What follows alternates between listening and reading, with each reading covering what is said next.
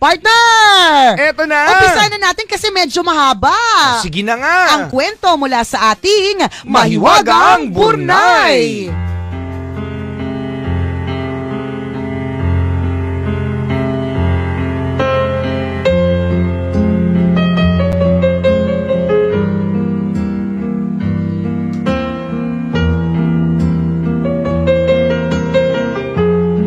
Taong 1984.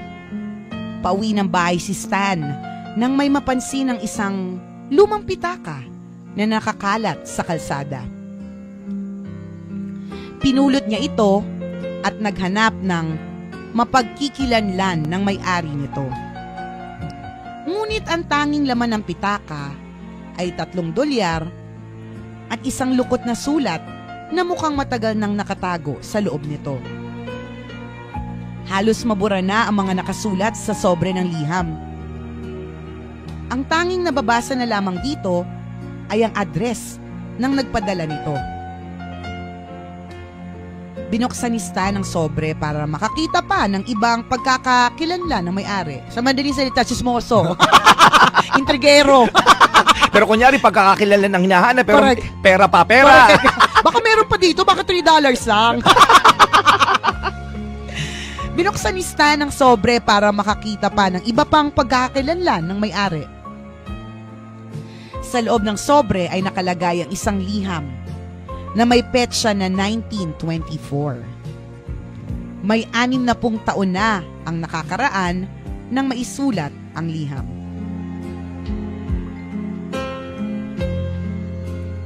Kaaya-ayang sulat kamay ng isang babae ang nakalimbag sa mapusyaw na asul na papel ng liham. Nakalimbag sa mapusyaw na papel. Lalim naman, no? Nakalimbag sa mapusyaw na papel na asul. Ibig sabihin nakasulat sa faded. Mapusyaw, di ba? Parang ano na? Maputla na. Oo, maputla. Dati may nagsabi sa akin, ang pusyaw mo. Sinuntok ko. Kala ko minumura ko. Yan talaga yung ano, napapala kapag hindi mo naintindihan yung mga salita. Maputla. Kaaya-ayang sulat kamay ng isang babae ang nakalimbag sa mapusyaw na asul na papel ng liham. At sa gilid nito ay nakaguhit ang isang magandang bulaklak. Stationary, ito naman Burnay. Ang dami paliwanag. Ang dami paliwanag. Nakasulat ang liham sa stationary. Tapos, itong Burnay, dami, nakalimbag sa mapusyaw na asul na papel ng liham. At sa gilid nito ay nakaguhit ang isang magandang bulaklak. In other words, stationary. Memo pad. Huwag natin paghirapan ng mga sarili natin. Itong Burnay na to eh. Ganito ang ilan sa mga linyang mababasa sa loob ng liham. Mahal kong Michael, patawarin mo ako at kinailangan kong lumayo. Ayaw ni inay na magkita pa tayo. Noon pa man ay tutol na siya sa pag-iibigan natin. Magkagayon pa man ay pakatandaan mo, wala na akong ibang mamahalin kundi ikaw. Oh, sarap naman pakinggan nun. Tama. Nagmamahal, Hana. Isang napakagandang liham ang nakasilid sa loob ng nawawalang pitaka. Dahil dito, ay lalong tumindi ang interes ni Stan na maibalik ang pitaka sa may-ari. Subalit maliban sa pangalang Michael na nasa liham, ay tila wala nang paraan pang matunton ang may-ari nito. Muling binasa ni Stan ang address na pinanggalingan ng liham.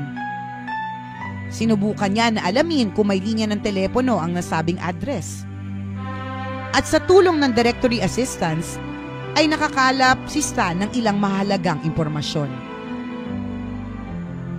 Directory assistants, luma. No?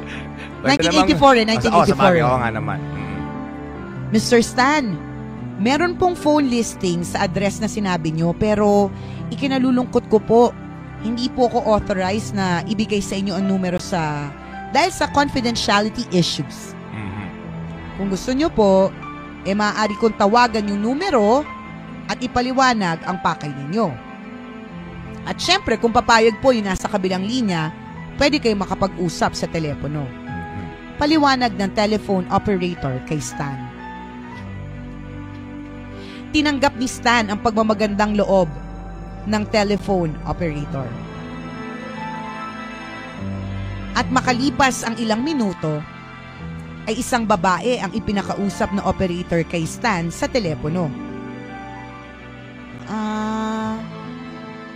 Ako po si Stan at sinusubukan kong hanapin ang may-ari ng napulot kong pitaka. Nakita ko po kasi ang address ninyo sa isang liham na nasa loob nito. Gusto ko po sanang malaman kung may kilala kayo na nagngangalang Hana? At sumagot ang babae sa kabilang linya. Ganun ba? Nabili kasi namin ang bahay na ito sa isang babae na may anak na nagngangalang Hana. Pero may 30 taon nang nakakaraan nang mabili namin ito sa kanya. Matagal na. At muling nagtanong si Stan, alam niyo po ba kung saan na nakatira ngayon ang pamilya ni Hana? Chusero talaga. Chismoso. Nangingi alam eh. Yato, chusero. Correct. Chismoso, pakialamero. Minsan alam mo yung pagmamagandang loob ng isang tao, ganun nagiging interpretation no? Pero sa totoo lang naman, nagmamagandang loob siya. Ang dami natin sinabi. Correct. Judgmental din tayo eh. Alam niyo po ba kung saan na po nakatira ngayon ang pamilya ni Hana? Nag-isip ng ilang minuto ang kausap ni Stan sa telepono. Tama. Natatandaan ko na.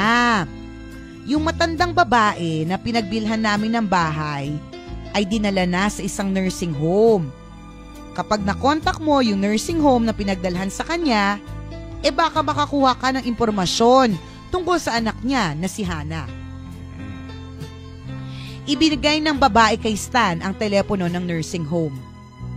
Kinontak ni Stan ang nursing home at sinabi sa kanya na wala na doon ang nanay ni Hana dahil yumao na ito mga ilang taon nang nakaraan. Subalit, may naibigay pa ring impormasyon kay Stan ang nursing home tungkol sa kinaroroonan ni Hana. Sinabi nila na namamalagi na si Hana sa isa pang nursing home na malapit sa kanila. Para treasure hunting lang no? Ang daming kailangan pagdaanan talaga. Ang daming mga stopover. At saka nakaka-excite, di ba? Ano kaya susunod na mangyayari? Matapos magpasalamat ay binabana ni Stan ang telepono. Teka, nababaliw na ata ako. Bakit ba ako nagpapakahirap sa paghahanap ng may-ari ng wallet na to? Oo nga naman. Konti lang naman ang laman nitong pera. Tsaka lumang-luma na. Sabi ni Stan sa sarili. Taka din namin yan eh. Alam mo, mabuti kung ang laman niya sa damukal na credit cards. Oo. Lahat ng mga cards na mahirap i-apply. Driver's license. May kakakibat na isang bag ng pera. Correct, $3,000. Yan. $3 Tapos lukot na liham. Ito si Stan eh. Masyadong pakitang gilas Hindi busy. Tambay. Walang ginagawa. Sa kabila nito ay tinawagan pa rin ni Stan ang nursing home na kinaroroonan ni Hana. Yes sir. Positive po. May Hana po na naninirahan dito sa amin ngayon. Sabi ng lalaki sa telepono.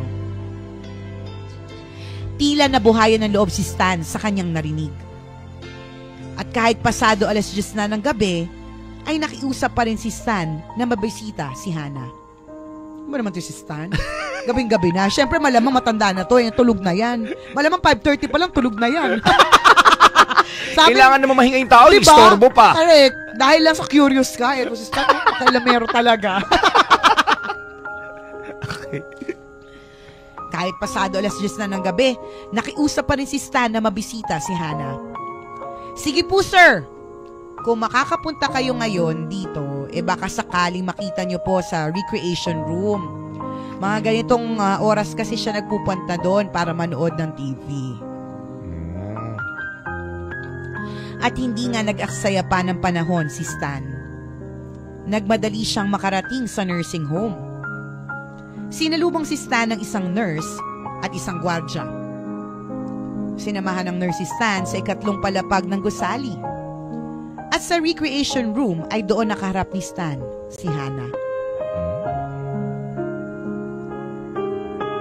Maputi ang buhok at kulubot na ang mga balat. Sa kabila ng sobrang katandaan, ay kumikinang pa rin ang kagandahan ni Hana.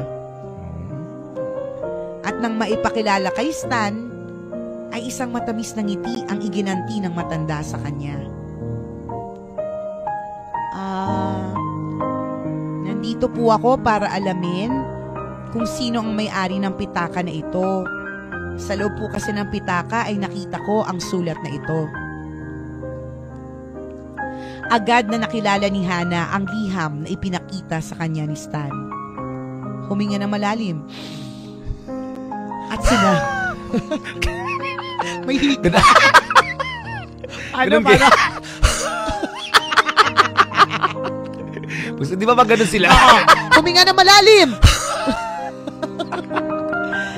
At sinabi, Iho, ang sulat na yan ang siyang kahuli-hulihan kong sulat kay Michael. Naupo si Hana sa sofa at kasabay ng pagtulo ng luha. Imo. Nag-e-emote si Lola. Bigyan ng background music para eksena.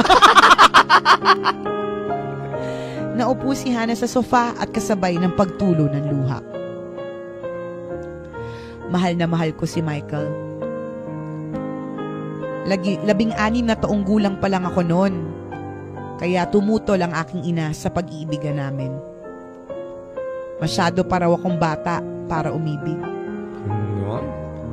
Sino bang hindi iibig sa kagaya ni Michael Goldstein? Goldstein? Bukod sa maganda na lalaki, ay napakaganda rin ang kanyang kalooban. Napakalambing niya at sobrang maginoo.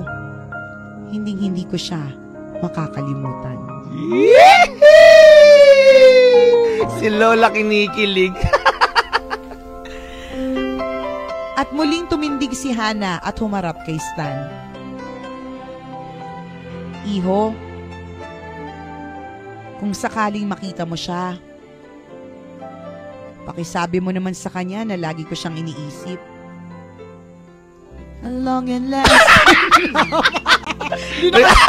Hindi ko napigilan, sorry. Kailangan ko sumabay. Nagulat ako. A long and lasting. Sabi ko ba't ang lapit ng boses?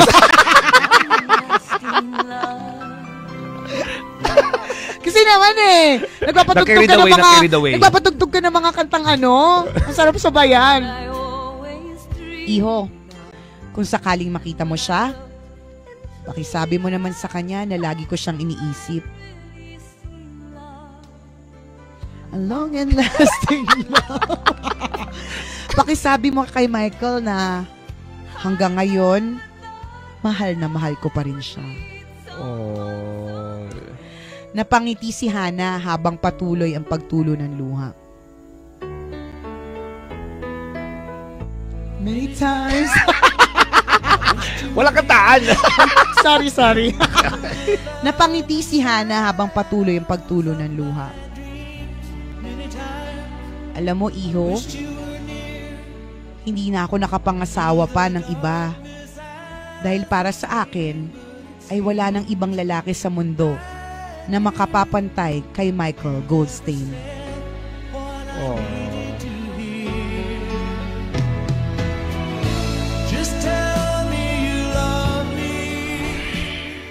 Halos mapaluha si Stan sa mga ikwento ni Hana. Nagpaalam na siya sa matanda at nagtungo sa lobby. Nang papalabas na si Stan ng gusali, ay bigla siyang tinanong ng gwardya, bakit dala mo ang wheelchair ni Hana? Magnanakaw ka! Kay Hana yan eh! Ibalik mo yung wheelchair! Huwag kang nangaano na matanda! Siyempre, hindi naman talaga yun ang nangyari. Okay.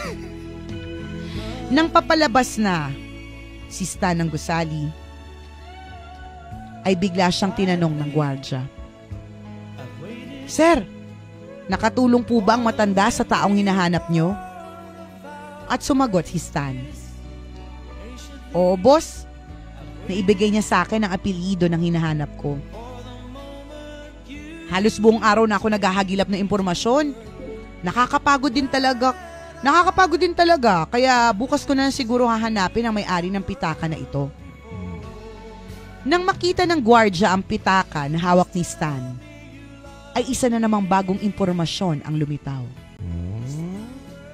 Teka sir, mukhang nakita ko na yung pitakang yan ah. Alam mo sir, yung pulang tali na nakapaikot dyan, ganyan-ganyan ang tali sa pitaka ni Mr. Goldstein. Oh. Lumapit ang gwardya kay Stan at tiningnang maigi ang pitaka. Tama sir, hindi ako nagkakamali. Kay Mr. Goldstein nga ang pitaka na ito. Madalas niyang nahuhulog sa may hallway ang pitaka na yan. At mga 3 beses ko nang paulit-ulit na isinasaoli ito sa kanya. May may possibility yes! Ano kaya ang susunod na kabanata?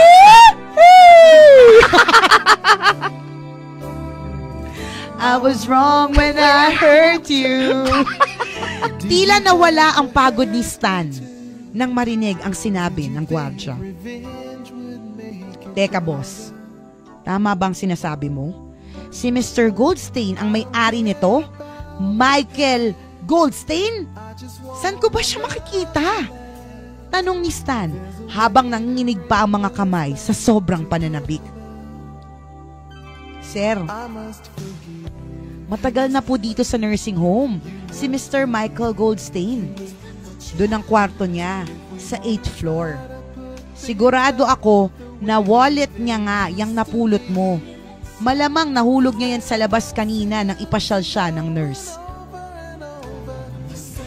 Nagpasalamat si Stan sa gwardya at dali-daling nagpasama sa isang nurse para makita si Mr. Goldstein.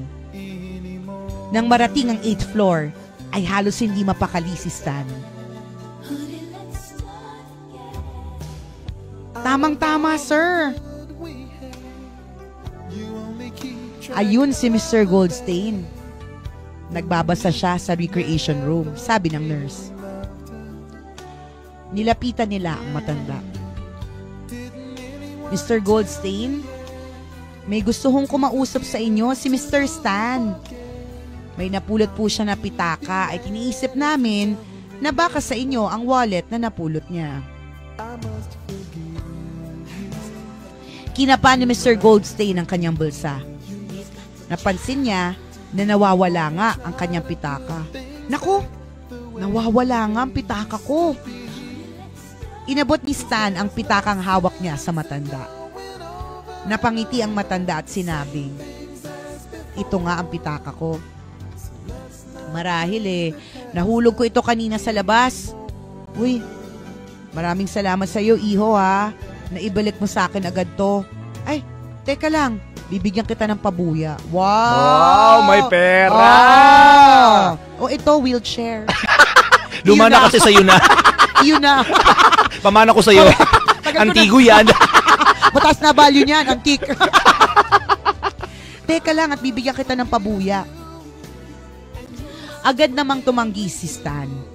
Naku, Mr. Goldstein, wag na ho kayo mag-alala. Wag na ho kayo mag-abala. $3 lang naman yung laman yan, di ba? Anong mabibili ko sa $1? Siyempre, hindi gano'n ang sinabi ni Stan. Oh. Wag mo daw pangunahan. Nako, Mr. Goldstein, wag na ho kayo mag-alabala. Pero bago ho ako magpaalam sa inyo, meron po kasi akong gustong ipagtapat. Nabasa ko po ang sulat na nasa loob ng pitaka nyo. Nagbabakasakali po kasi ako na sa pamamagitan nito, matuntun ko ang may-ari ng pitaka. Pasensya na ho kung nakialam po ako sa gamit nyo. Nang marinig ang sinabi ni Michael, ay unti-unting nabura ang mga ngiti sa labi ni Mr. Goldstein. Bakit? Nabasa mo ang sulat? Tanong ni Mr. Goldstein. Hindi ko lang po nabasa. Alam ko rin po kung nasaan si Hana. Oh,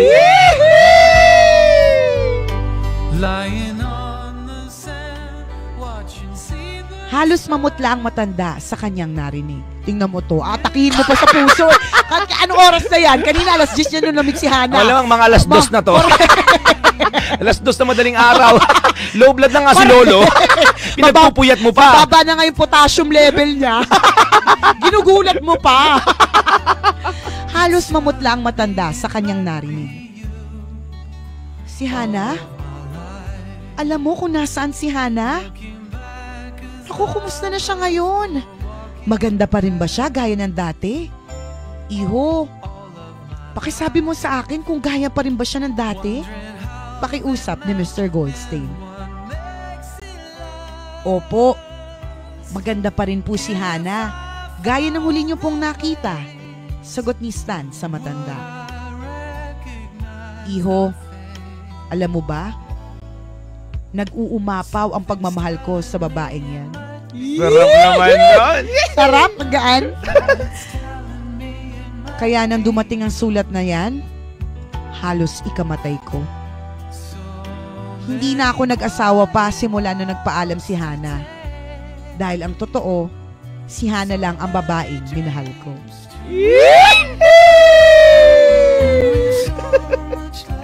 Dahil dito, ay agad na niyaya ni Stan at ng nurse si Mr. Goldstein sa kinaroroonan ni Hana. Nang makababa sila ng 3rd floor, ay nandun pa rin si Hana, nakatalikod at abalang nanonood ng TV. Lumapit ang nurse kay Hana at marahang sinabi, Hana. Nakatakot bigla. Marahan daw eh. Kasi baka magulat, atakihin. Hindi pa sila magkita ni Michael. Lumapit ang nurse kay Hana at marahing sinabi, Hana, nakikilala mo ba ang lalaking ito? Tumayo si Hana at lumapit kay Mr. Goldstein. Napuno ng katahimikan ang buong kwarto. Hana, si Michael to. Naaalala mo pa ba ako? Halos hindi makapaniwala si Hana sa pangyayari. Michael? Ikaw nga ba yan? Kasunod ng hiyaw ni Hana, ay hiyaw ba? Michael! Ikaw nga ba yan? Kasunod ng hiyaw ni Hana, ang mahigpit na yakap sa kanya ni Michael. Umapaw ang luha ng kaligayahan sa buong kapaligiran. Dahil sa pagbabalikan ng magsing-irog na sina Michael at Hana.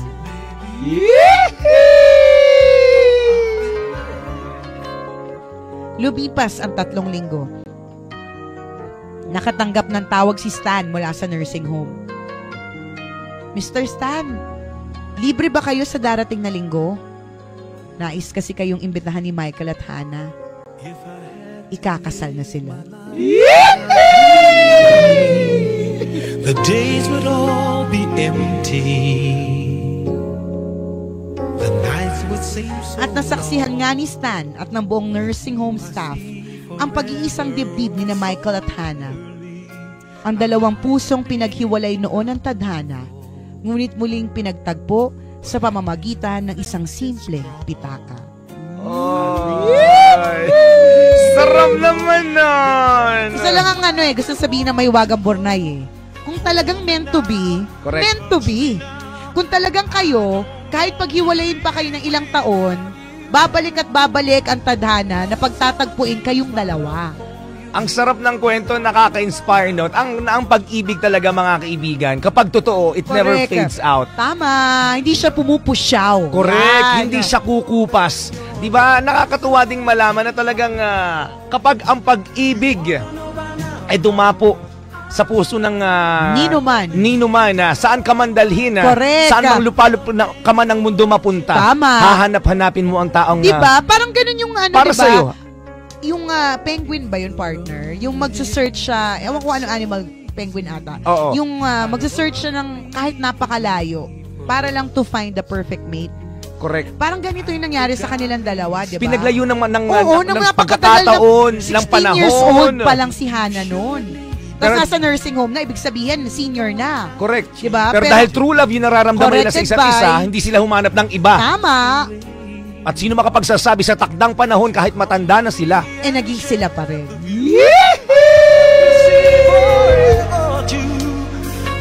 Thank you, may Wagang Burnay. It's so overtime now. Ang mga kwento po na may Wagang Burnay ay mababasa nyo po sa aming Facebook fan page. I-search nyo lang po, Tambalan! Pwede nyong i-like, i-share mga kabisyo para marami rin ang ma-inspire. Corrected by. Kayo nakatutok pa rin sa aming paborito, sa inyong paboritong Tambalan. Hanggang alas 12 tayo magkakabanding-bandingan dito sa Maynila. At syempre sa live streaming din. Via www.loveradio.com.ph. Muli po mga kaibigan, ito ang Tambalan ng isang balasubas. At ang isang balahura, ako po si Nicole Iala. At ako naman si Cambio Kengres Chuper. Na nagsasabing, walang matatag na relasyon sa malanding may determinasyon. Yun! Partner! O, eto na. Eto na. Nagpaparamdam na naman ang ating Mahiwagang Burnay.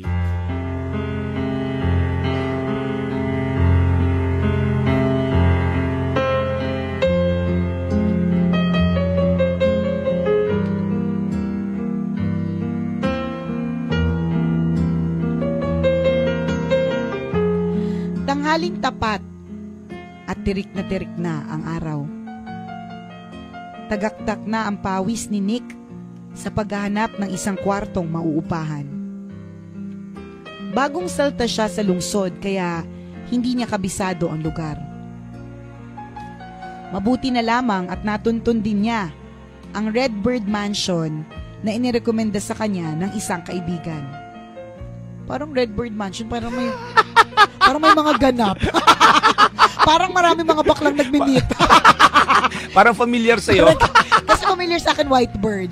Mas familiar din sa akin Mansion. Ano ba yung mga pinupuntahan ko? Ano ba naman yung mga alam kong lugar? Di ba Mansion yun sa Baguio? Hindi. Yung pinagpapicture na natin? Hala, iba yung alam ko. Yung mga pinaggagala-galaan mo, partner, siguro ikaw ano nito? Ikaw yung mamasan. Ikaw nagtatakip sa kalakaran tong mga to. Alam mo, bastos ka rin eh. Bagong salta siya sa lungsod kaya hindi niya kabisado ang lugar. Mabuti na lamang at natuntun din niya ang Redbird Mansion na inirekomenda sa kanya ng isang kaibigan. Pagpasok ng gusali ay sinalubong si Nick ng isang matabang ale na may makapal na make-up.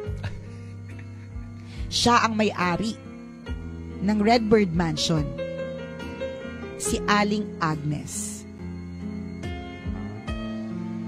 Magandang tanghali po. May bakante po ba kayong room for rent? Tanong ni Nick. Ano bang trabaho mo? May trabaho ka ba? Allergic kasi ako sa mga balasubas at delayed magbayad. Tugon ni Aling Agnes. Writer ho ako. Sumusulat ho ako ng mga pelikula. May papangako ko po na hindi kayo mamproblema pagdating sa upa. Siya nga pala, allergic ho ako sa maingay at chismis. Madalas sa kwarto lang ho ako nagsusulat. Kaya sana po ang maibigay niyo pong kwarto sa akin ay yung malayo sa kalsada. 5,000 a month. 1 month advance, 1 month deposit. 150 sa tubig, may submeter para sa kuryente. Bawal ang rice cooker, heater at refrigerator. May kusina sa ibaba para sa lahat ng tenants. Share kayo sa LPG. Bigayan din kayo sa paglalaba dahil limitado ang sampayan. Hindi nare-refund ng advance at deposit. Kailangan mo i-consume pag aalis ka na. Nililinaw ko yan dahil madalas na akong ireklamo ng mga bobong tenant na hindi marunong umintindi. Buti si lang nag-makeup to si Aling Agnes. Kundi ang tsaka niya na talaga. Nililinaw ko yan dahil madalas na akong inireklamo ng mga bobong tenant na hindi marunong umintindi. Sa second floor may bakante pang kwarto. Malayo sa daanan ng sasakyan at kahol ng mga aso. Kung maibibigay mo sa akin ngayon pang 2 buwang upa, pwede ka nang lumipat ora mismo, malinaw ba? Paliwanag ng kahasera. Sige ho. Kukunin ko na. Kailangan ko lang talaga dahil malapit itong Red Mansion sa opisina. Sabi ni Nick.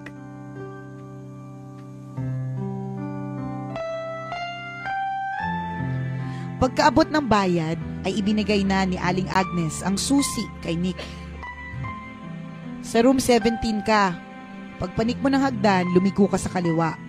Paalala ni Aling Agnes. Nang makita ni Nick ang kwarto, ay agad niyang nagustuhan ito. Siguro may picture ng bold. Yung mga kalendaryo nakapaskil sa dingding. Yung mga naka-two-piece. Tapos sa ilalim ng double deck, sa upper deck, diba? may bold. May bold. Mga nangyayari sa boarding house. Nang makita ni Nick ang kwarto, ay agad niyang nagustuhan ito. Agad siyang humilata sa kama. Sa sobrang pagod, hindi na niya nagawang mananghalian pa. Nakatulog siya na mahimbing hanggat sa kumagat ang dilim. Hindi na namalayan ni Nick ang oras. Madilim ang kwarto at halos wala siyang maaninag. Maghahating gabi na nang magising siya. Babangon na sana si Nick mula sa kama nang biglang maamoy niya ang halimuyak ng pabango ng isang babae. Oh. At ilang sandali pa, ay binulabog si Nick ng isang malakas na tili. Sino ka? Tanong ng isang babae na nasa loob ng kwarto ni Nick. Ikaw, sino ka? Balik na tanong ni Nick. Ako ang tenant sa kwartong ito. Anong ginagawa mo dito? Tanong ng babae. Teka, tenant din ako dito. Kakalipat ko lang kanina. Sagot ni Nick. Sino ang babaeng yun? Ganun ba? May nakakuha na pala ng kwarto na to. Dito ako nangungupahan dati. Kakaalis ko lang nung makalawa. Pasensya ka na. Ako nga pala si Elisa.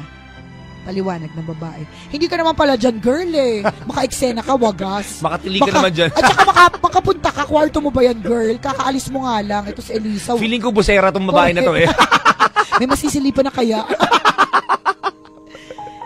Pasensya ka na ha. Ako nga pala si Elisa. Paliwanag ng babae. Teka, paano ka nga ba na nakapasok dito? Hindi mo sinoli yung susi sa may-ari? Pag-uusisa ni Nick. Oo nga naman. Usually, pag aalis ka ng kwarto, isusurrender mo na yung susi. Tama. May duplicate kasi ako ng susi ng kwarto. Alam mo kasi, nawalan ako ng trabaho. Wala pa akong malilipatan, kaya sinisimplehan ko na lang si Aling Agnes. Hating gabi ako dumidiskarte para makapasok dito. Pagtulog na si Aling Agnes. Oh, alam na dis. Alam na dis. Ay, garbusera, magnanakaw o trespasser. Alam na yan. Please, huwag mo naman akong isusumbong sa kanya. Nako, tsak magagalit yun at baka singilin pa ako ng mga gabi na natulog ako dito nang walang paalam. Ikaw, ano bang pangalan mo? Tanong ni Elisa.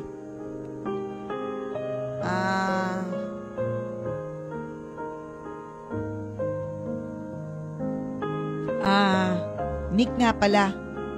Bagong salta ako dito sa lugar nyo. Diyan ako nagtatrabaho sa Carter Brothers Film Production. Scriptwriter. Sagot ni Nick. Film writer ka din? Wow, it's a small world. Tara, kanta tayo. It's a small world after all. It's a small world after all. Siyempre, hindi yun ang sinabi ni Elisa. Film writer ka din? Wow, it's a small world. Sa Bento Sisters Production ako rumaraket sa pagsusulat. Sabi ni Elisa. Bento Sisters? Malaking kumpanya yan ah. Big time ka pala. Tapos wala kang babayad sa boarding house? Ba't ganon? Paka-explain with pelikula. Bento Sisters, malaking kumpanya yan ah. Big time ka pala. Magkanong sahod mo dyan? Tanong ni Nick. Nako, sa kasamaang palad, ay nagko-cost cutting sila ngayon. At isa ako sa mga natsugi. Kaya eto, tambay. Naghahanap pa ako ng malilipatan. Naku, Nick, bakit sa Carter Brothers ka pumasok? Alam mo ba na hindi yan maayos magbayad, yung mga may-ari niyan? Kumukuha sila ng mga fresh writers tapos hindi nababayaran yung mga gawa nila. Ganun? Sabi ni Elisa. Naku, maninira pa. Correct. Trespasser. Hindi nagbabayad. Hindi nagbabayad ng renta. Busera. Correct. Adelantada. Maninira, chismosa. Naku, kumukuha sila ng mga fresh writers tapos hindi nababayaran yung mga gawa nila. Sabi ni Elisa. Ganun ba? Ngayon ko lang nalaman yan na. Kaya pala, hindi pa ako pinapapirma ng kontrata. Wala akong idea kung magkano ang sasahurin ko. Sabi ni Nick. Nick, may papakiusap sana ako sa'yo. Pwede ba na habang naghahanap ako ng bagong trabaho, dumito muna ako? Kailangan ko lang talaga na matutuluyan. Huwag ka mag-alala. Babayaran na lang kita pag nakahanap na ako ng bagong racket. Pakiusap ni Elisa. Ganun ba? O di sige. Payag ako na tumira ka dito. Pero pansamantala lang naman, di ba? Para naman makatulong din ako sa kapwa ko writer. Basta wag mo lang akong gagapangin, ha? Sinabi talaga ni Nick. Basta wag mo lang akong Nasa script nga. Oo nga. Basta wag mo lang akong gagapangin, ha?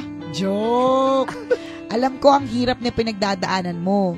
Ganyan talaga pag mga writer. Kaya sige, dumito ka muna. Sabay na lang tayo maghanap ng bagong kumpanya na mapapasukan.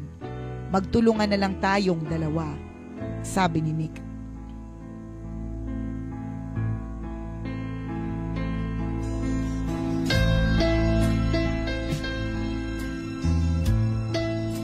Nag-aayos na po sila ng higaan, mga kaibigan. Matutulog na silang dalawa. Napayakap si Elisa kay Nick sa sobrang tuwa. Kinabukasan, sabay sila naghanap ng bagong mapapasukan. At sa kabutihang palad, ay dalawa silang natanggap sa isang parehong kumpanya na malapit din sa inuupahan nila. Uy! Naku, Nick, ikaw yata ang swerte sa buhay ko. Biruin mo, pareho pa tayong kinuhang writers sa isang bagong pelikula. Naku, ibig sabihin magkasamang pangalan natin sa billing. Bongga talaga. Ito na ang pag-asa natin yumaman at sumikat to the highest level. Nakikinig to sa akin. Nakikinig to sa akin. Gumagaya ng to the highest level. Tama. Naku, ito na ang pag-asa natin yumaman at sumikat to the highest level. Ang sabi ni Elisa. Magkatuwang na trinabaho ni Nick at Elisa ang pelikula.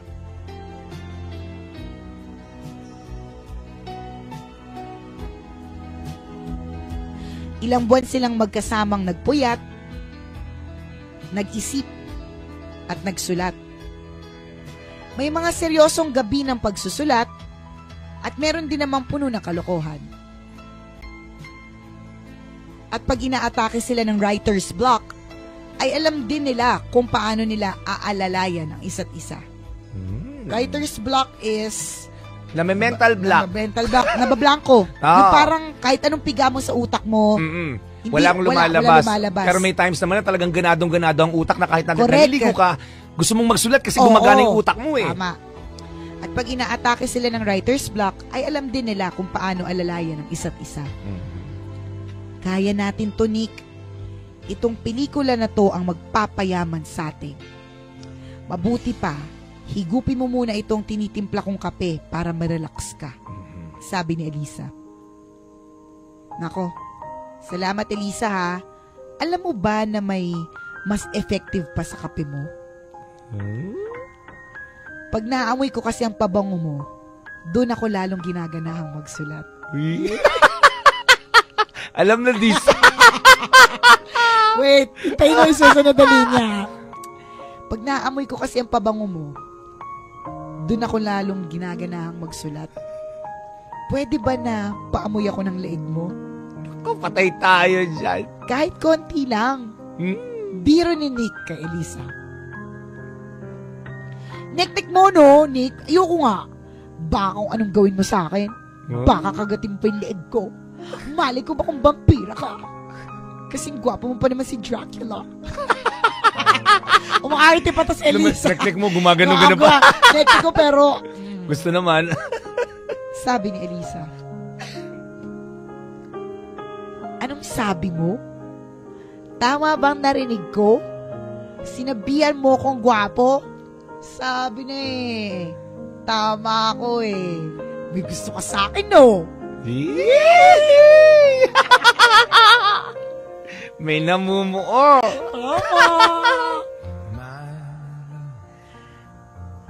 Lumapit si Nick kay Elisa at tinanggal ang salamin sa mata. Yes!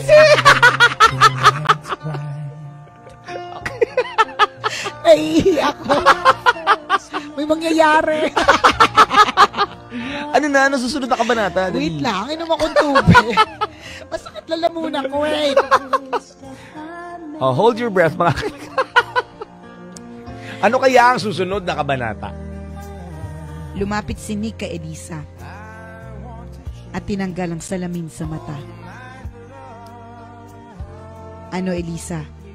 Hindi ka pa ba aamin? Muling hirit ni Nick. Hoy, Nick, wag kang feeling ha. Baka ikaw itong may crush sa akin. Napapansin ko pag natutulog tayo, tinatanggal mong unan sa pagitan natin. Siguro may masama kang pagnanasa sa akin, no? Pwes, hindi ka makakascore sa akin hanggat walang sing-sing. Biro. Sing-sing agad! Hindi mo pwedeng tsokolate muna, roses muna. Biro ni Elisa. Unti-unti pang inilapit ni Nick ang kanyang mukha kay Elisa. Two hearts that beat as one. Our lives have just begun. Elisa, hinahamon mo ba ako? Sa tingin mo ba ganun lang ang habol ko sa'yo? Di sana, nung una pa lang may nangyari na sa atin. Oo nga naman. Sabi ni Nick kay Elisa. Bahagyang lumayo si Elisa kay Nick. Teka, Nick, mukhang nalilibang na ata tayo. Malapit ng deadline natin. Kailangan na nating matapos ang script na to. Hindi maikakaila ng dalawa ang nabubuong pagtitinginan nila sa isa't isa. At kasabay ng kanilang paglikha sa bawat linya ng script sa pelikula, ang unti-unting pagkakabuo ng kanilang malalim na samahan.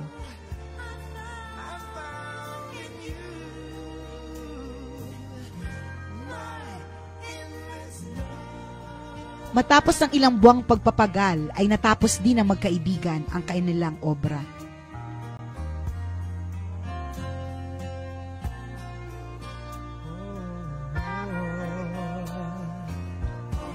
Matagumpay na naipalabas ang isinulat nilang pelikula na tumakbo sa takilya.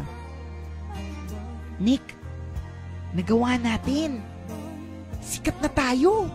At mas marami na tayong pera ngayon. Pwede na akong bumukod na matitirhan, sabi ni Elisa. Hindi na kailangan, Elisa. Hindi mo na kailangan bumukod dahil ako ang aalis. Nabili ko na ang bagong bahay na lilipatan ko. Hindi na ako mangungupahan, sabi ni Nick. Ibig sabihin ba, iiwan mo na ako, Nick? Naluluhang sinabi ni Elisa. Oo, Elisa. Iiwan na kita. Ganun? Kung hindi ka sasama. Yun pala yun eh. Hi, my endless love. Naku, pag ako mag-i-empake na kaagad ako nyo, libreng bahay na eh. Oo, Elisa. Iiwan na kita. Kung hindi ka sasama. Sarap naman pakinggan nun, no? Maya-maya pa ay lumuhod si Nick at inilabas ang isang eleganteng singsing. Papayag ka ba na wag na ring mangupahan? Papayag ka ba na permanente nang manirahan sa puso ko?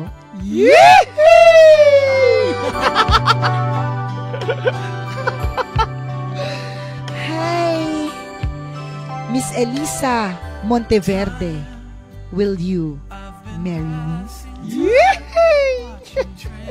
Halos hindi makapaniwala si Elisa sa kanyang narinig.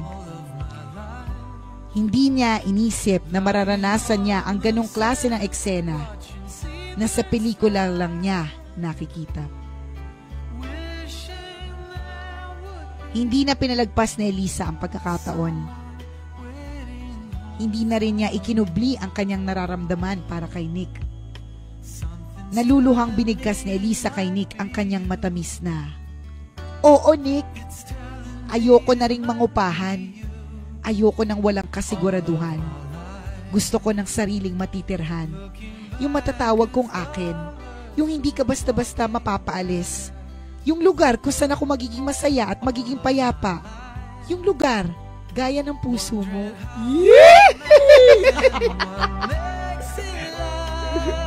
Talaga pag in love, no? Correct! Oo, Nick. Magpapakasal ako sa'yo. I love you to the highest revelations. Nagpakasal sila Nick at Elisa at binuo ang sariling pamilya. At nagpatuloy sila sa kanilang trabaho bilang tandem writers sa mga pelikula. At gaya ng mala fairy tale na istorya, ang kanilang pag-iibigan na nagsimula sa isang maliit na kwartong inuupahan ay nagkaroon ng magandang katapusan. Naman! Sarap naman nun! Alam na this, ang lesson po na may wagang burnay, mag-trespass po. Malay mo, magka-love life ka. Sino mag-aakala, di ba? Na nagkagulutan sila sa loob ng kwarto, isang Correct. nagbabayad, isang pumapasok lang hindi nagbabayad. Tama, kasi dati siya nangungupahan doon na ito pala yung magsisimula na isang bagong pagkakaibigan and eventually lumalim sa isang pag-iibigan. What? Yes naman! Sarap naman nun. Congratulations sa inyong dalawa. Correct, at naway pag nagkaroon ng birthday party ang anak nyo, imbitahan nyo kami. Well, nakakatuwa naman yung kwento na may wagang burnay. Light lang kumpara sa kahapon ang bigat, di ba? Nakakaiyak eh. Ito partner kilig-kilig. Nakakakilig. Ito lang ang ibig sabihin yan eh. Hindi mo talaga masasabi kung saan ipinaplano ni Lord mo makikilala. Correct. Yung taong makakatuluyan mo. So walang dapat pinipiling lugar, walang kumbaga. pinipiling lugar. So dapat lagi kang ready. Lagi kang may hawak na lip gloss tsaka pangkilay. Because you'll never know. Baka ma-meet mo na ang man of your dreams. Thank you, may wagang burnay. Salamat sa pagpapakilig ngayong umagang ito. Totoo yan, mga kaibigan. Maniwala tayo, may taong makakatagpo natin na mamahalin tayo, di ba? Sa hindi natin inaasahang pagkakataon. Correct. Lahat ng kaldero po ay may nakalaang takip. Lalo na po kung ang iyong vocation talagang para sa married life. Tama. Umasa ka, darating din ang para sa iyo, kabisyo. Tama po siya, mga kabisyo, para sa lahat ng mga nandito sa Maynila and via live streaming www.loveradio.com.ph. Tayo po magkakasama-sama hanggang alas 12 ng tanghali. Kasama niyo pa rin ang inyong paboritong tambalan sa radyo. Ako po si Nicole Yala. At ako naman si Cambio King Chris Chuper. Na nagpapaalala, walang matatag na relasyon sa malanding may determinasyon. Yun! Partner! Ito na! Nagpaparamdam na naman ang ating Mahiwagang Burnay!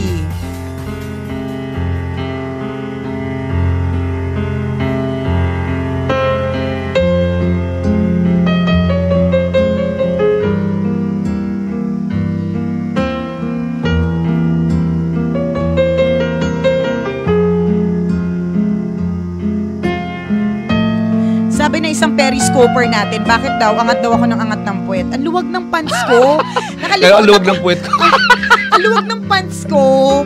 Nakalimutan ko belt. Patingin nga. Alin? Patingin ng ng pants. Hindi, jumper po yan. Jumper ba yan? Oo, ang luwag. Kaya angat ako ng angat ganyan, no? Ingat ka, huwag ka tatakbo, baka mahubuan ka, partner. Eto na. Okay.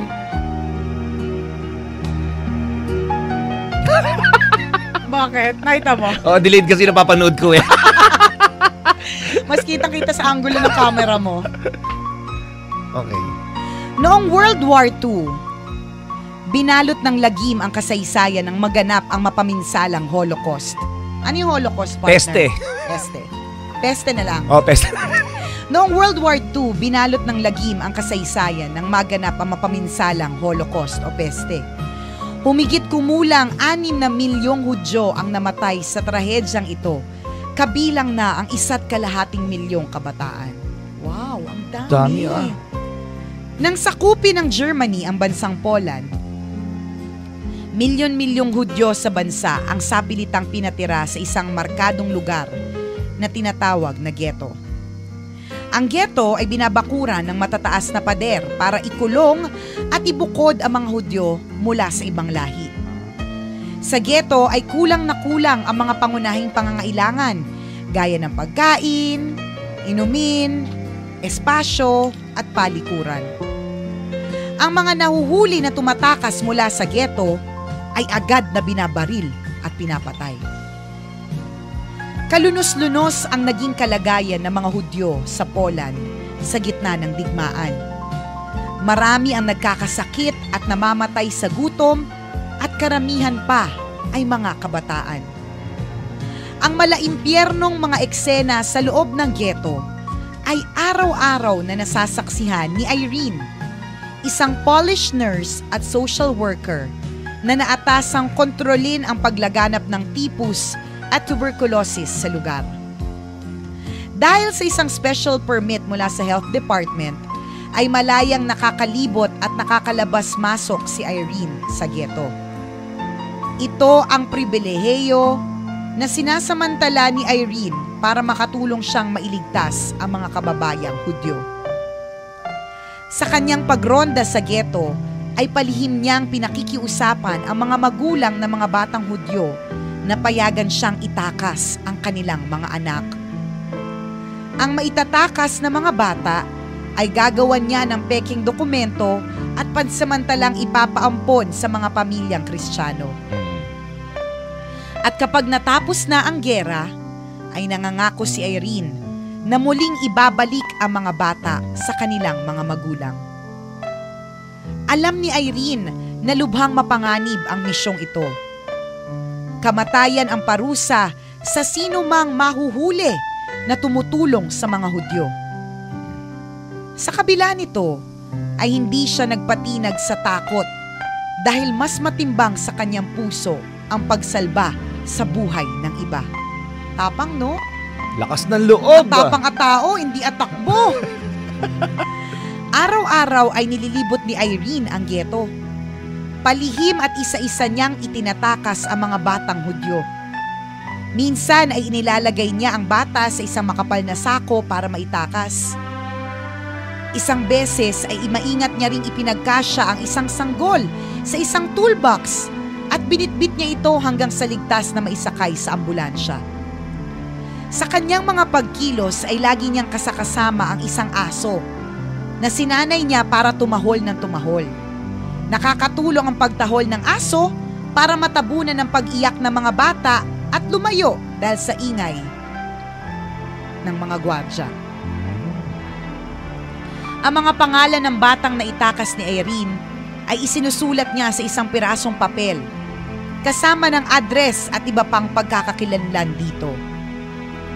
Ang mga piraso ng papel na ito ay sama-sama niyang itinatago sa isang garapon na ibinabaon niya sa lupa ng isang bakuran na siya lamang ang nakakaalam. Sa umpisa ay naging matagumpay ang lihim na operasyon ni Irene. Subalit isang araw ay nahuli siya ng mga gwardya sa kanyang ginagawa. Nakaw! Dinakip si Irene at brutal ni pinahirapan. Pinilayan ang kanyang mga binti at mga kamay. Winasak ang mukha at pilit na pinapaamin kung saan dinadala ang mga bata. Hindi umamin si Irene sa kabila ng mga pagpapahirap sa kanya hanggang sa patawan siya ng parusang kamatayan. Habang nakakulong, ay hindi pinagsisisihan ni Irene ang ginawa niyang pagtulong. Para sa kanya, ay masaya na siyang mamamatay kapalit ng mga inosenteng buhay na kanyang naisalba.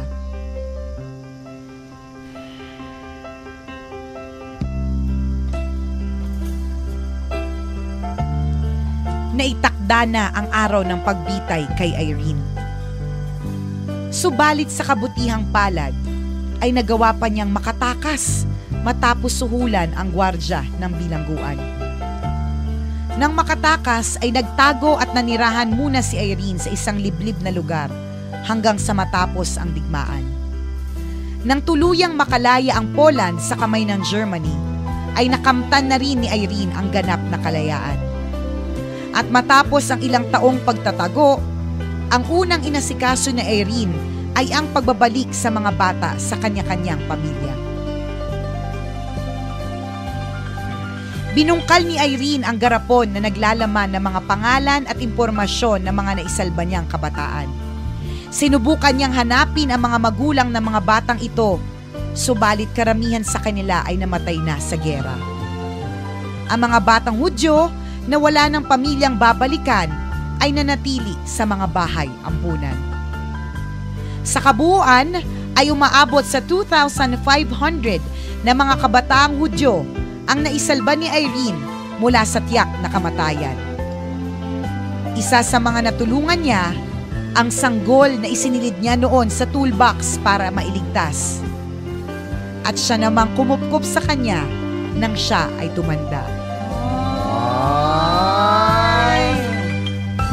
Dahil sa kabayanihang ipinamalas ni Irene, ay isang liham ng pasasalamat mula sa Santo Papa ang natanggap niya noong 2003. Naging nominado pa siya para sa Nobel Prize noong 2007.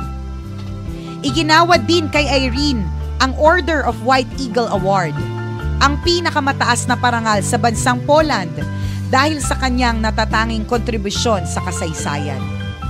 Bukod dito, ay ilang gusali at paaralan sa Poland ang isinunod sa kanyang pangalan bilang pagpupugay sa kanyang kadakilaan. Taong 2008, sa edad na 98, ay tuluyan nang namaalam si Irene sa mundong ito. Dala-dala ang respeto at pagsaludo ng maraming tao.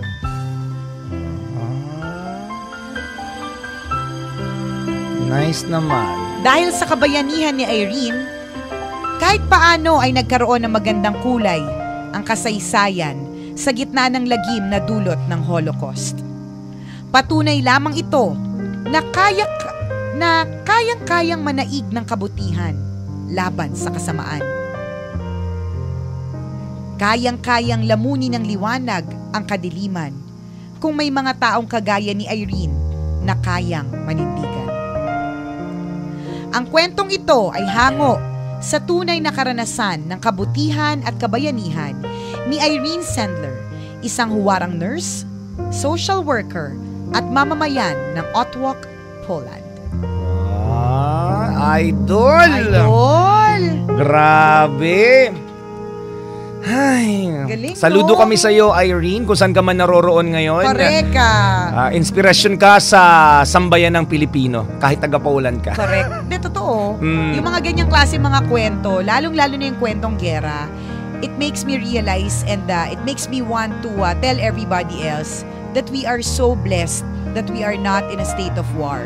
Tama. Kaya please mga kabisyo, wag na po nating hanapin ng gera. Huwag tayong humanap ng gulo. Oo, di ba? Payapang-payapa tayong namumuhay dito. Tapos gusto nyo ng gera, ang hirap-hirap kaya. Ba, hanap tayo ng hanap ng gulo. Correct, mga bata mawawalay sa atin. Yung mga batang, alam mo partner, hindi ko yun may imagine eh. Yung batang pinalaki mo, tumatawa kayo ng sabay, nagtatawanan kayo sa gabi, isang araw dahil gera, iwawalay sa'yo. Dahil yung bata, pwedeng i-train para maging sundalo, o kaya yung bata, ibebenta. Diba? Totoo. Magkakaroon, ita-traffic, mag-human trafficking. Di ba? Correct, yung katotohanan na ngayong araw na ito, normal kang nakakapasok sa eskwelahan. At normal kang pumapasok sa trabaho. Na walang nangaharang sa'yo. Malayang-malaya ka gawin ang lahat ng pwede mong gawin, di ba? Isang bagay na dapat mong ipagpasalamat today. Wala tayo sa state of war. Correct. Isipin nyo na lang po, ito yung kwento na Mahiwagang Burnay, noon pa to nangyari. Poland, World War II, di ba? Isipin nyo na lang po yung nangyayari sa Syria. Di ba nakita nyo po yung mga kabataan washed up sa shore? Kasi wala silang mapuntahan. Hindi nila alam kung saan. Di ba? Isipin mo na lang, kasi partner yung batang namatay, hindi na niya alam yun eh. Tapos na, yung tunay ng buhay niya. Pero yung mga naiwan. Yung mga naiwan. Isipin mo kung gaano, kung mabubuhay pa siya hanggang 98, 97 years old, di ba? Dala-dala niya yung sakit na nawalan siya ng anak dahil sa gera. Di ba? Napakahirap. Let's all be thankful, mga kaibigan. Malaya tayong nakakagalaw ngayon. Yan yung nakakanganga ka, tapos kumakain ka ng banana Q.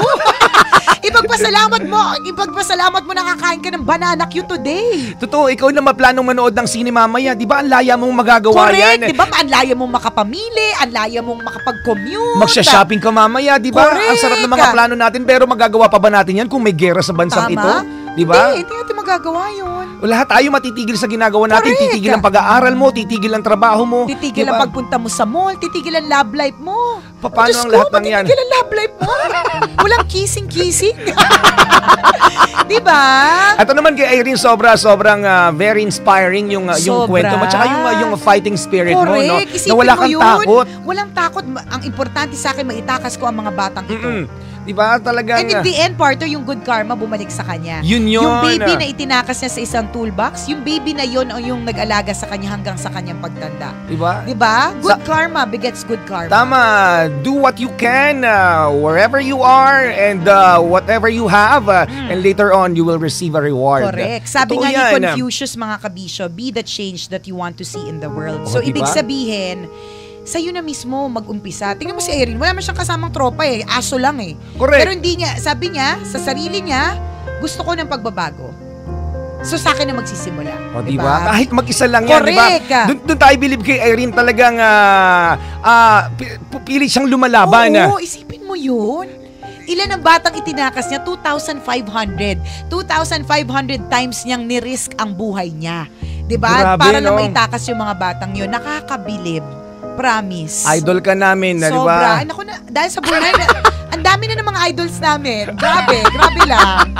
Nakakatuwa. Di ba? Ipaglaban natin kung yung dapat nating gawin, di ba? Tama. Fight for what is right, even if you're fighting or standing alone. Correct. Diba? Alam ko mahirap. Laban. Alam ko mahirap, pero may mga nakakagawa. Ang Tama. galing, no?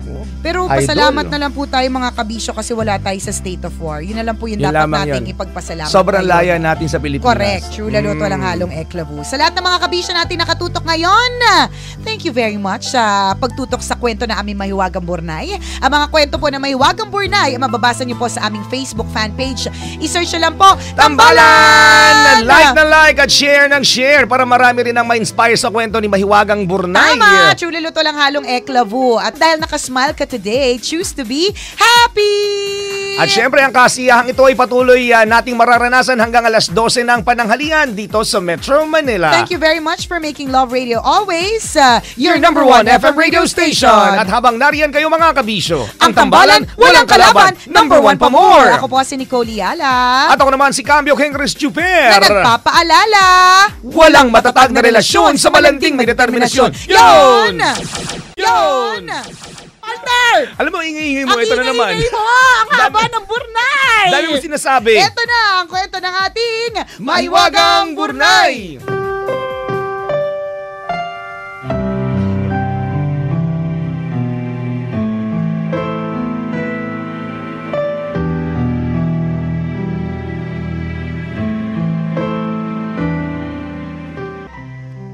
Isang online game addict ang 16-year-old na si Top.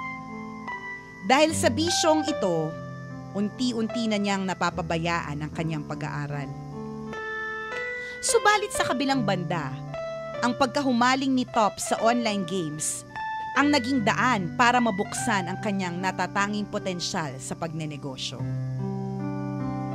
Dahil sa kanyang galing sa paglalaro at diskarte, ay madaling napapa-level up ni Top ang kanyang mga heroes sa online games. Madali din siyang nakakabuo ng mga weapon upgrades na kanyang naibebenta sa online sa malalaking halaga. Sa mabilis na panahon, ay nakaipon agad si Top ng pera pambili ng kanyang unang sasakyan. Nako, yung mga nagdodota ngayon at nagsi-COC party, nagkaroon ng ilaw. Nagkaroon ng liwanag ang buhay. Sa mabilis na panahon ay nakaipon agad si Top ng pera pambili ng kanyang unang sasakyan. Nakabili din siya ng mga dagdag na computer para mas lalong mapalago ang kanyang online business. Ngunit sa kabila ng kanyang mumunting tagumpay, ay tila nababahala ang mga magulang ni Top. Top, kumusta naman ang pag-aaral mo? Baka naman bumabagsak ka na sa school dahil sa pinagkakaabalahan mo. Huwag mo sana kaming biguin ng papa mo. Ang gusto namin, makatapos ka ng pag-aaral, sabi ng ina ni Top. Ma, di ba kayo natutuwa para sa akin? Dahil dito sa online games, kumikita na ako ng pera. Sa tingin ko nga, dito na ako yayaman, sagot ni Top. Ang pag-aaral mo ang atupagin mo. Kapag nalaman ko lang na napabayaan mong pag-aaral mo dahil sa mga pinagagawa mo, sasamain ka sa akin, sabi ng ama ni Top. Sa kabila ng babala ng kanyang ama, ay ipinagpatuloy pa rin ni Top ang kanyang online game business. Subalit hindi nagtagal, ay naban ang lahat ng kanyang account. Hindi na siya muling nakapagbenta ng mga online game weapon at upgrades. Dahil dito, namuhuna naman siya sa isang bagong negosyo, ang pagbebenta ng DVD player. Excited si Top, nakikita siya na malaki sa kanyang bagong negosyo. Kumuha siya ng 1,000 units ng DVD na ibebenta niya ng mas mahal. Subalit sa kasamaang palad, ay naloko siya ng supplier nito. Mga depektibo pala at mahinang klase ang DVD players na kanyang nabili. Sinubukan niyang isoli ang mga ito, subalit nakaaway lamang niya ang supplier. Ito ang unang beses na nakaranas si Top ng pagkalugi sa negosyo. Sunod na sinubukan ni Top ang pagbebenta ng kastanyas na popular noon sa kanilang lugar. Nagrenta siya ng chestnut machine at nagsimulang mag-obserba sa mga veteranong nagtitinda ng kastanyas. Humingi rin siya ng tulong sa kanyang tiyuhin para masimulan ang negosyong ito. Tamang lokasyon, tamang pagluluto at diskarte sa pagbebenta, ito ang naging puhunan ni Top at ng kanyang tiyuhin sa pagtitinda ng kastanyas. Sa umpisa ay naging matumal ang kanilang paninda. Subalit hindi nagtagal, ay dinumog sila ng mga customers. Lumago ang kastanyas business ni Top at nagawa pa niya makapagtayo ng ilang mga mall branch. Sa pagiging abala ng binata ay tuluyan na niyang napabayaan ang kanyang pag-aaral. Bukod dito, ay nawawala na rin siya ng oras para sa kanyang girlfriend na si Chini. Makalipas ang ilang buwan, ay lumitaw na naman ang isang bagong pagsubok. Top, kailangan na nating umalis dito sa Thailand at lumipat na sa China. Bitawan mo na ang pagbebenta ng kastanyas. Doon mo na lang sa China ipagpatuloy ang pag-aaral mo. Bagsak ang negosyo natin at napakalaki na ng pagkakautang ko sa bangko. Anumang oras ay mareremata na ng bangko ang bahay na tinitirhan natin. Pagtatapat ng ama ni Top. Hindi po ako sasama. Pagsasabayin ko po ang pag-aaral at pagnenegosyo. Magpapayaman po ako para mabayaran ko ang lahat ng pagkakautang ninyo. Sagot ni Top. Nirespeto ng mga magulang ni Top ang kanyang desisyon. Ipinagpatuloy ni Top ang pag-aaral at ang kanyang kastanyas business. Subalit makalipas ang ilang buwan, ay nakansela ang mga kontrata ni Top sa inuupahan niya mga pwesto sa mall. Dahil dito, ay napilitan si Top na ihinto ang kanyang negosyo. Sa gitna ng matinding kalungkutan, isang araw ay nakasalubong ni Top ang kanyang girlfriend na si Chini. Top, bakit hindi mo sinasagot yung mga tawag ko? Talaga bang iniiwasan mo na ako? Tanong ni Chini. Di naman sa ganun. Marami lang akong iniisip. Sagot ni Top. Huwag mo naman akong baliwalain. Nag-aalala na ako sa'yo. Alam mo, kung may problema ka, sabihin mo naman sa akin. Nandito lang ako palagi sa tabi mo. Sabi ni Chini. Nang marinig ang sinabi ni Chini, ay hindi na maiwasan ni Top ang mapaluha at mapayakap sa girlfriend niya. Tahan na, Top. Magiging maayos din ang lahat. Lika, kumain na lang tayo sa plaza. Miss na miss ko na yung ramen na lagi nating ino-order together eh. Masayang sabi ni Chini. Patungo sa plaza ay dinatnan ng gutom ang dalawa. Inilabas ni Chini ang dala niyang seaweed snack at pinagsaluhan nila ito habang bumabiyahe. Chini, saan mo nabili tong fried seaweeds? Masarap siya ha? Sabi ni Top. May nakukuha ng mura niyan sa probinsya sila Mami. Kung gusto mo pa, magpapabili pa ako ng marami para sa'yo. Sagot ni Chini. Ito na ang naging hudyat ni Top para simulan ng isang bagong negosyo. Ang pagmamanufacture ng fried seaweeds. Ibinenta ni Top ang mga dating lutuan ng kastanyas at ibinili ng kahon-kahong dried seaweeds. Tumulong na naman ang kanyang tiyuhin sa pagluluto nito. Nagsaliksik din si Top kung paanong mapapanatiling fresh at malutong ang mga seaweeds na kanyang ibebenta. Nang makuha ang tamang timpla, ay inumpisahan na ni Top at ng kanyang tiyuhin ang pagbebenta ng fried seaweed snack. Muli silang dinumog ng maraming mga customers. Hindi huminto si Top sa pag-iisip kung paano pa mapapalago ang negosyo. Hanggang sa maisip niya na ibenta ang kanyang produkto sa isang sikat na convenience store sa buong mundo. Sa pagkakataong ito, ay inayudahan na ng kapalaran ang pangarap ni Top na yumaman. Sa edad na 19, ay namayagpag ang produkto ni Top na Tauke Noi fried seaweeds sa 3,000 branches ng 7-Eleven. Sa edad na 26, si Top ang naging leading snacks producer sa Thailand na may estimated income na 800 million baht a year o $26 million yearly. Wow. Meron na rin siyang sariling seaweeds plantation at humigit kumulang na 2,000 na tauhan. Sa ngayon, ang Tauke Noi fried seaweeds ni Top ay ini-export na sa 27 na bansa sa buong mundo kabilang ang Japan, Taiwan, Singapore at United States. At kasabay ng kanyang tagumpay sa pagnenegosyo, ay natapos na rin ni Top ang kanyang Bachelor's degree of Business Administration sa University of the Thai Chamber of Commerce. Higit sa lahat, ay nabayaran na rin ni Top ang pagkakautang ng kanyang ama sa bangko at nabawi ang mga nabentang ari-arian. Sa naging karanasan ni Top, kanyang napatunayan na walang imposible sa isang taong pursigido na umangat sa buhay.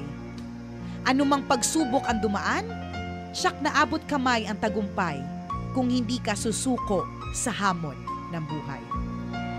Ang kwentong ito ay hango sa tunay na karanasan ng Thai-Chinese young billionaire na si Apitapat Kulapong Vanich aka Top, CEO ng Tauke Food and Marketing Corporation.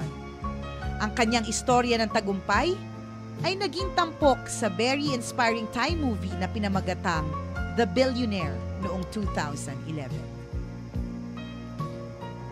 Galing ng kwento. Success story Another na naman. success story. Nakakatuwa mga kaibigan, simple lang naman, no? Kung talagang may tiyaga ka at madiskarte ka sa buhay, hindi ka maghihirap, hindi ka magugutom. At yun ang gustong patunayan ng kwentong ito. Tama. It was a roller coaster ride. Super duper. Isipin mo yun, partner, from online games to DVD players. Correct. To kastanya selling. Diba? to ang dami. yung parents niya leaving him behind kasi gusto niyang patunayan na kaya ko, magagawan ko ng paraan.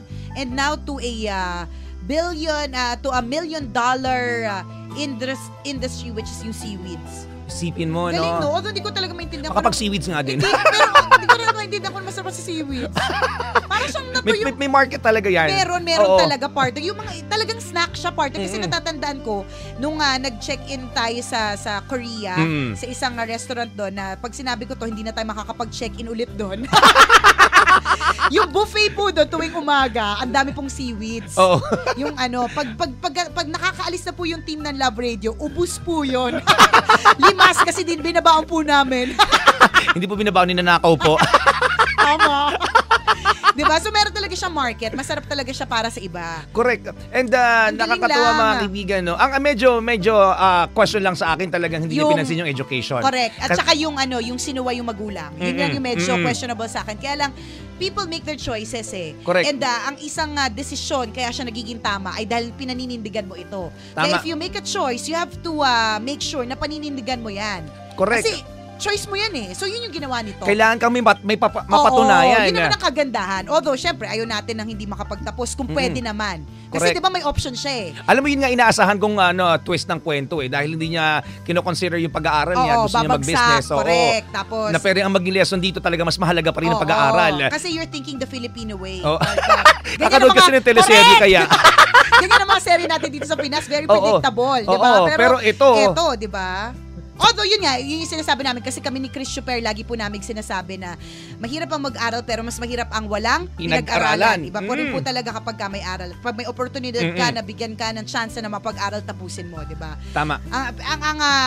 Tingnan na lang natin dito sa aspeto na ginawa ni Top. Very sobrang porsigido. Yung talagang never give niya. up, never say die, tomorrow is another guy. Ganun ang peg na mga quotation niya in life. Totoo yan, parang never say never sa laban ng buhay, mga kaibigan. Ano man ang pagdaanan natin, malugi man tayo sa ginagawa natin, hindi man worth it yung mga reward na nakukuha natin, katumbas ng pinaghirapan natin. Ganun talaga sa buhay. Huwag kang titigil, laban-labang ng laban, malay mo, 'di ba? At the end of your story, kabisyo, mag-harvest ka din, 'di ba, sa lahat ng pinaghirapan mo. Correct. O 'di ba sino mag-aakala isang 19-year-old tama. Yung kanyang billionaire. produkto, yung kanyang produkto ay nasa 3,000 na 7-Eleven stores. Sino mag-aakala? Kaibiganin ko nga to. Oo nga eh. Friendship ko rin yan, partner. 2011 lang pinabas yung pelikula. So, 26 siya, no? 27, 28. Pwede pa. Magkakaintindihan pa tayo. Baka may kapatid to, partner. Pwede mong girlfriend Pwede. Yan yung girlfriend mo, partner. Para higa ka na sa pera, tas ako mangungutang. Diba? Matutong magsipag, mga kaibigan, magkaroon ng determinasyon para magkaroon ng katuparan ng iyong pangarap. Correct, diba? Never let failure get to your heart. Tama. Kaya mo yan. Kung ano man yung pinagdadaanan mo, kaya mo yan. Kung kinaya nga ng iba, bakit hindi mo kakayanin? Tama. Thank you very much, Maywagang Burnay. Kung na-miss nyo po yung mga kwento na Maywagang Burnay, na-miss din po namin, diba? Epektado kami, kaya hindi kami nakapasok last week. Hayaan nyo na. Ang mga kwento po na Maywagang Burnay, mababasa nyo po sa aming Facebook fan page. I-search nyo lang po, Tambalan! Like, share para marami rin na ma-inspire sa kwento ng Mahiwagang Burnay. At ipagkalat din ang kwentong ito sa pamamagitan ng inyong pagte-text sa mga katropa ninyo. Ano ba naman yan? Kailangan pa bang i-memorize yan? Talk and Text Extend ng Talk and Text, mga kabisyo. Napakagandang pa-promo. 5 pesos lang, mga katropa, extended na ng 24 hours sa mga piling Talk and Text promo mo, ha? Make sure na hindi pa ito na-expire. So, kung hindi pa ito expired, at may laman pa, pwede mong extend ito for one more day. All you have to do is to text the word extend at isa mo lang yan sa 4545. Napakagandang pa-promo hatid sa atin ng Talk and Text. Dahil sa Talk and Text, araw-araw panalo! Jessie Dayan, good to see you again, Jessie. And sir, you are Ron Mailon. Uy, pwede pang announcer ang boses. Taga saan ka, sir? Taga Cebu, maayong buntag, yun lang alam ko eh. Single pa po ba kayo, Sir Ron? Sir Ron, single ka po ba? Single din si we Jessie. want you to meet Jessie, yes. Alam niyo po, marami na po nabuong love life dito sa Tambalan. Welcome to Love Radio. At talagang, kasi ilang chairs meron dyan, 1, 2, 3, 4, 5, pero magkatabi po kayo kailangan magkatabi silang dalawa. Bakit kaya? Pwede naman magkaroon ng pagitan Can this be love I'm feeling right now? Welcome to Love Radio. Thank you very much. Salamat po na marami. Mga kabisyo, alam nyo na, na-miss namin kayo. 1 week kami hindi nagdakdak. Kaya anong nangyari? Overtime. Sensya na po. Sorry, sir. Mga kabisyo, maraming salamat for making Love Radio always your number one FM radio station. At habang nariyan kayo mga kabisyo, ang tambalan, walang kalaban, number one pa more. Ako po si Nicole Yala. At ako naman si Cambio King Chris Juper. Na nagpapaalala, walang matatag na relasyon sa malanding may determinasyon. Yun! Determinasyon! Yun! Determinasyon!